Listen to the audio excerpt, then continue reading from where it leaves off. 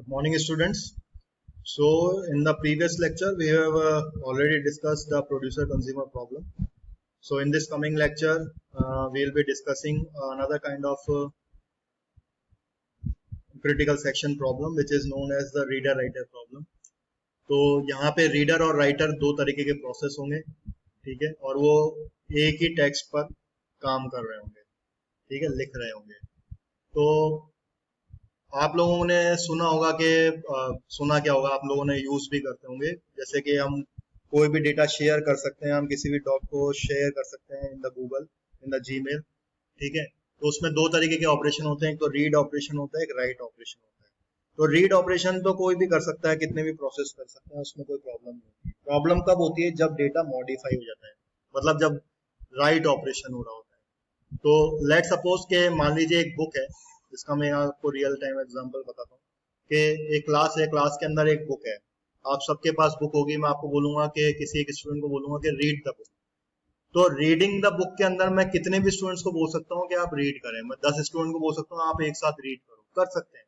Reading करने के अंदर बुक पे कोई इफेक्ट नहीं पड़ेगा. लेकिन एज अ ऑथर अगर मैं बोलता हूँ कि 10 ऑथर आप एक साथ लिखें और मेरे को रिजल्ट लाके दें, तो क्या ये पॉसिबल हो सकता है? नहीं हो सकता है स्टूडेंट, क्योंकि राइटर क्या होगा, एक टाइम में एक ही बात लिख सकता है. जब वो पूरा अपना चैप्टर कर लेगा, या तो ये होगा मैं उसमें चैप्टर डिवाइड कर दूं कि भाई चैप्टर 1 ये राइटर लिखेगा, चैप्टर 2 ये राइटर लिखेगा.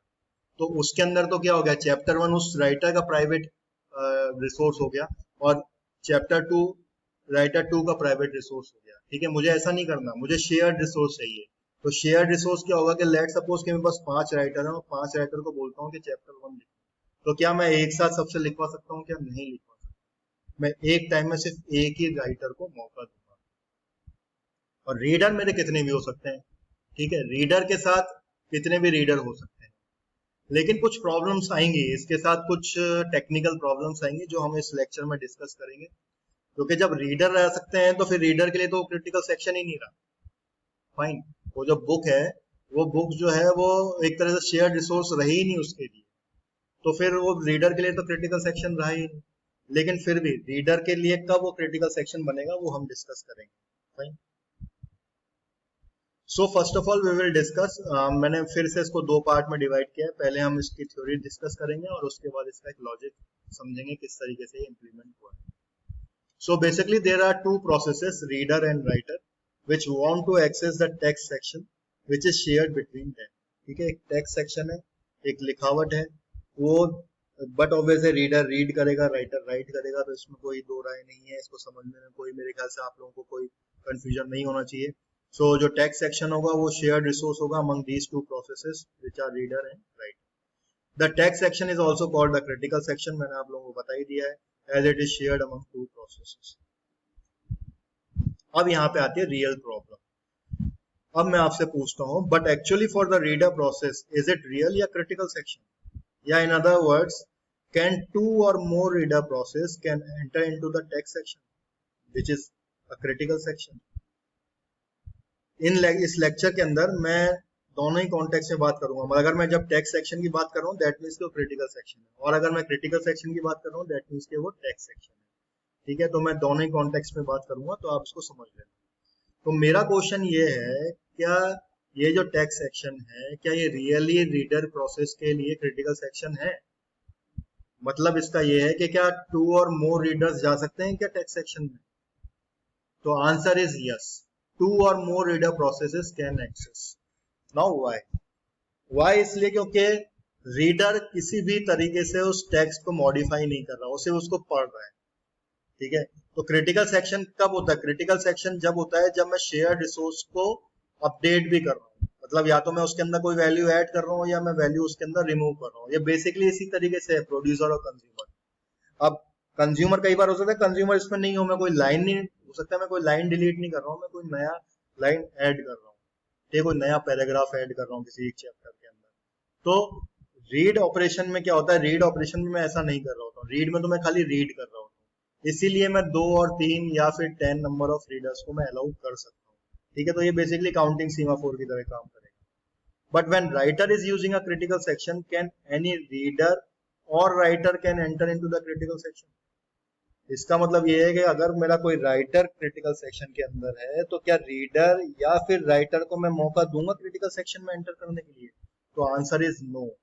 When any writer process is using the critical section, neither any reader nor any writer can enter into the critical section. So that is the beauty of reader writer problem. तो main problem का आने वाली है writer के साथ। जब writer इसके अंदर होगा तो ना तो रीडर आ सकता है ना कोई राइटर आ सकता है। राइटर में सिर्फ राइटर ही रहेगा, कोई नया राइटर भी नहीं आ सकता। ठीक है, तो इससे आप एक चीज समझे जो बहुत ही क्लासिकल चीज हो गई। क्या हो गई कि जब रीडर स्टूडेंट्स क्रिटिकल सेक्शन के अंदर होगा तो रीडर को क्या चेक करना होगा? पहले तो उसको काउंटिंग करना पड़ेगा, मतलब काउंटिंग सीमाफोर अगर मैं बात करूं तो लेट्स सपोज मैं 5 रीडर को रखता हूं, या चलिए मैं रखता भी नहीं हूं तो एक तरह से मेरे को काउंटिंग सीमाफोर का तो यूज करना ही पड़ेगा। लेकिन साथ साथ मुझे क्रिटिकल सेक्शन कैसे बन गया ये रीडर के लिए? वो ये इसलिए बन गया कि जब रीडर क्रिटिकल सेक्शन के अंदर होगा तब उसको ये इंश्योर करना पड़ेगा कि इसके अंदर राइटर तो नहीं है। आपको समझ में आया? रीडर जब एंटर करेगा क्रिटिकल सेक्शन के अंदर तो उसको ये इंश्योर करना पड़ेगा कि उस क्रिटिकल सेक्शन के अंदर राइटर तो नहीं है। तो ये काम किसका होगा? सबसे पहला रीडर का। जो सबसे पहला रीडर होगा जो इसको रीड करने वाला होगा उसको ये इंश्योर करना पड़ेगा कि इसमें कहीं ऑलरेडी से कोई राइटर तो नहीं है। अगर वो राइटर है तो वो बिजी वेट में चला जाएगा, और अगर राइटर नहीं है तो रीडर जाएगा। उसके बाद जब अगला रीडर आएगा तो बट ऑब्वियस है कि वो पहला काम उसका पहला रीडर ही कर चुका है, इसलिए उसको दोबारा राइटर को चेक करने की जरूरत ही नहीं रहेगी। क्योंकि जब रीडर अंदर होगा, जब रीडर क्रिटिकल सेक्शन के अंदर होगा तब रीडर तो आ सकता है लेकिन राइटर नहीं आ सकता। आपको समझ में आ गया? तो दो कंडीशंस बन गई है मेरी।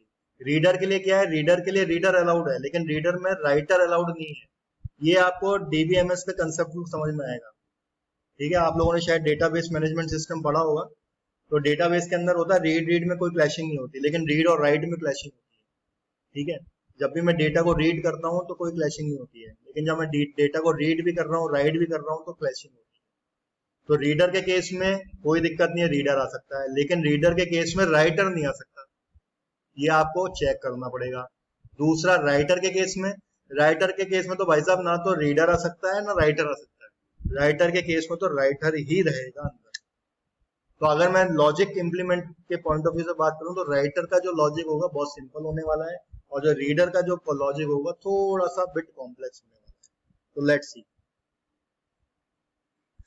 तो कंक्लूजन मैंने आपको बता दिया, multiple reader processes text into the is not the critical section, but when the writer section is inside the critical section, then the text section is critical section for both the reader process and the writer process. So we have to make a logic like that. If any reader process is inside the critical section, then we will not allow any writer process to enter in the critical section. And when the writer process is inside the critical section, then we will not allow neither reader nor writer process to enter into the critical section. इसको समझने के लिए students आप paper pencil लेके बैठो और तरीके से दोनों के लॉजिक अलग अलग लिख लो, तो आपको क्या है कंसेप्ट एकदम क्लियर हो जाएगा। Fine. So in this we are using two kind of semaphore. सबसे पहला होगा write semaphore which is nothing but initialised by 1। Semaphore को 1 से इनिशियलाइज करते ही है। दूसरा मेरा म्यूटेक्स होगा जो कि इनिशियलाइज होगा, म्यूटेक्स नाम होगा उसका, और वो इनिशियलाइज होगा 1 से। और ये म्यूटेक्स यूज होगा सिंक्रोनाइज फॉर मल्टीपल प्रोसेसेस। ठीक है, ये मेरा किसके लिए काम में आने वाला है? राइट के लिए काम में आने, रीड के लिए काम में आने वाला है। राइट के लिए तो ये रहा, और इसके साथ साथ मेरे को एक और वेरिएबल लेना पड़ेगा, रीड काउंट। ठीक है, it is a shared variable which is use by the reader process. तो एक और मेरे को शेयर्ड वेरिएबल लेना पड़ेगा रीडर प्रोसेसेस के लिए, जो कि इनिशियलाइज होगा 0, जो कि ये चेक करेगा मेरे कितने रीडर उसके अंदर। Fine. So this is my logic. तो सबसे पहले क्या होगा इस लॉजिक के अंदर हम देखते हैं। तो सबसे पहले हम राइट के केस में देखेंगे। तो राइट के केस में क्या है कि यहाँ पे सिर्फ 2 ही ऑपरेशन हो रहे हैं, wait write, write operation, wait signal. ठीक है, तो जब मैं वेट राइट कर रहा हूँ दैट मीन्स कि क्या हो रहा है, यहाँ पे सीमाफोर क्या होगा, सबसे पहले चेक करेगा कि वो 1 है। अगर वो 1 है तो कंडीशन मेरी क्या हो जाएगी, फॉल्स हो जाएगी। तो मैंने यहाँ पे इसको कर दिया 0। दैट मीन्स के अब इसके अंदर रीडर नहीं आ सकता, सिर्फ राइट ऑपरेशन आएगा। तो जो मेरा पहला कंडीशन थी कि जब राइट ऑपरेशन क्रिटिकल सेक्शन के अंदर होगा तो रीड प्रोसेस नहीं आ सकता, ठीक है। अब दोबारा मैं देखता हूँ कि राइट प्रोसेस आ सकता है क्या दोबारा, बट ऑब्वियस है कि राइट प्रोसेस भी नहीं आ सकता। राइट प्रोसेस क्यों नहीं आ सकता, क्योंकि मेरा जो राइट सिग्नल है वो क्या हो चुका है, जो राइट सीमाफोर है क्या हो चुका है, 0 हो चुका है। दैट मीन्स की कंडीशन ट्रू हो जाएगी। तो जब दूसरा राइटर प्रोसेस होगा उसके लिए क्या हो जाएगा, यहाँ बिजी वेट हो जाएगा, वो अंदर जा ही नहीं पाएगा, ठीक है। तो राइटर 1 को मौका मिलेगा, वो राइट ऑपरेशन करेगा। राइट ऑपरेशन करने के बाद क्या कर देगा, इस सिग्नल को दोबारा इंक्रीमेंट कर देगा, इस वेट को सिग्नल कर देगा, दैट मीन्स के दोबारा इंक्रीमेंट कर देगा बाय 1।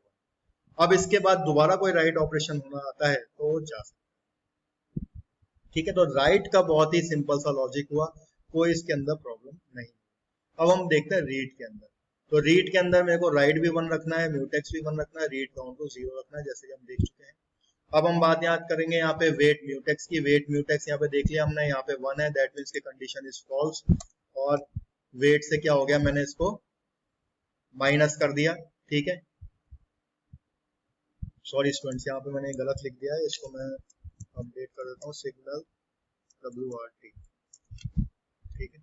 तो मैंने यहाँ पे कर दिया वेट म्यूटेक्स, मतलब मैंने म्यूटेक्स को डिक्रीमेंट कर दिया 0, और यहाँ पे क्या कर दिया, read count plus plus, that means कि मैंने रीड काउंट को इंक्रीमेंट कर दिया 1 से, ठीक है। अब मैं यहाँ पे कर रहा हूँ if read count equals to 1। तो ये एक बहुत ही ब्यूटीफुल कंडीशन है जो मेरे को देखनी है और समझनी है, ठीक है।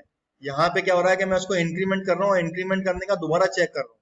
तो भाई मैंने जब इंक्रीमेंट ही कर दिया तो चेक करने की जरूरत क्यों आई, ये इसलिए आई स्टूडेंट्स क्योंकि मेरे को ये इंश्योर करना है कि ये जो इंक्रीमेंट हुआ है ये क्या पहला रीडर ही था क्या। जैसे अभी आप यहाँ देख रहे हैं मेरा रीड काउंट अभी क्या हुआ, सिर्फ 1 हुआ है, लेकिन अगर मेरा यहाँ पे दूसरा रीडर ऑपरेशन रीडर प्रोसेस आ जाएगा तो ये क्या हो जाएगा, रीड काउंट 2 हो जाएगा। इसलिए क्या मेरे को एक कंडीशन चेक कराना बहुत जरूरी है। This condition check whether you are the first reader और not. If yes then it is his duty to not to allow any writer to enter in the critical section, ठीक है। तो अगर ये फर्स्ट रीडर प्रोसेस है तो वो ये इंश्योर करेगा कि कोई राइट प्रोसेस इसके अंदर नहीं आ जाए। वो कैसे करेगा, वो ऐसे करेगा। तो वो क्या कर देगा, राइट सिग्नल को, सॉरी राइट को क्या कर देगा, वेट कर देगा। दैट मीन्स कि उसने क्या करा लिया, वेट को एक्वायर कर लिया। तो अब यहाँ पे क्या हो गया, अब यहाँ पे कोई राइट ऑपरेशन नहीं आ सकता। और उसके बाद वो क्या कर देगा, सिग्नल को म्यूटेक्स कर देगा, मतलब म्यूटेक्स वाले सिग्नल को दोबारा वो 1 कर देगा। और यहाँ पे उसने क्या करा, यहाँ पे उसने करा रीड ऑपरेशन, और रीड ऑपरेशन करने के बाद रीड करता रहा। रीड करते रहने के बाद अगर मान लीजिए दोबारा कोई आएगा, दोबारा कोई रीडर ऑपरेशन होना चाहता है तो आ सकता है क्या, बट ऑफ जैसे आ सकता है। रीड काउंट अब मेरा हो जाएगा, इसको वो कर देगा 0, और रीड काउंट अब मेरा क्या हो जाएगा, 1 की जगह हो जाएगा 2, ठीक है। फिर वो कंडीशन चेक करेगा, कंडीशन बट ऑफ जैसे कि फॉल्स हो गई है, तो फॉल्स होने के बाद इसका जो नेक्स्ट स्टेटमेंट है वो नहीं चलेगा। क्यों नहीं चलेगा, क्योंकि ये फर्स्ट रीडर है ही नहीं। तो फर्स्ट रीडर भाई साहब इसके पहले ही काम कर जा चुके हैं, उन्होंने पहले इसको 0 कर चुके हैं। तो इधर कोई भी राइट ऑपरेशन, मतलब कोई भी राइटर प्रोसेस नहीं आएगा। ये दोबारा क्या कर देगा, सिग्नल म्यूटेक्स, मतलब म्यूटेक्स सिग्नल को 1 कर देगा। मान लीजिए अब दोबारा एक और कोई राइट आना और रीड ऑपरेशन करेगा।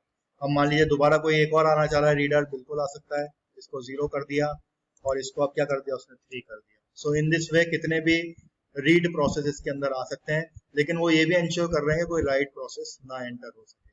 जैसे ये सारे रीड ऑपरेशन पूरे हो जाएंगे उसके बाद क्या करना है, वेट म्यूटेक्स, ठीक है। अब मैं दोबारा इसको 1 कर देता हूँ, मैं यहाँ तक आ गया था सिग्नल म्यूटेक्स करने के बाद। सिग्नल म्यूटेक्स और वेट म्यूटेक्स, तो आपने देखा ये सिग्नल म्यूटेक्स वेट म्यूटेक्स, ये मेरा क्रिटिकल सेक्शन। उसके बाद ऊपर के काम मेरे एक तरह से गार्ड करने के, ठीक है। अब मेरे को क्या करना है, वेट म्यूटेक्स, म्यूटेक्स को दोबारा क्या कर देना है, 0 कर देना, ठीक है साहब, कर दिया। अब क्या करना है मेरे को, रीड काउंट माइनस माइनस, मतलब रीड को मेरे को दोबारा डिक्रीमेंट कर देना है 2 पे। तो अब वैल्यू क्या हो गई मेरी, प्रेजेंट वैल्यू हो गई अब 2। अब मैं यहाँ चेक कर रहा हूँ if read count equals to 0, मतलब मेरे पास सारे रीडर निकल गए हैं क्या, नहीं निकले अभी। अगर नहीं निकले दैट मीन्स के कंडीशन फॉल्स हो गई।